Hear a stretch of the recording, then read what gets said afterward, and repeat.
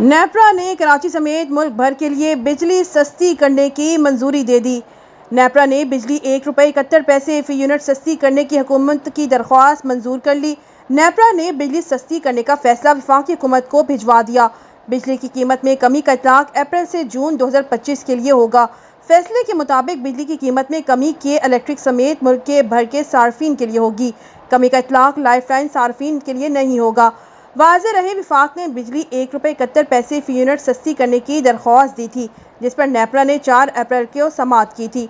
गुज़िश्ता माह petrol, high speed diesel पर petroleum levy में ₹10 फी लीटर इजाफा हुआ था। हुकूमत ने पेट्रोलियम लेवी की मद में बिजली की कीमत में कमी का रिलीफ अवाम को पहुँचाने का फैसला किया था।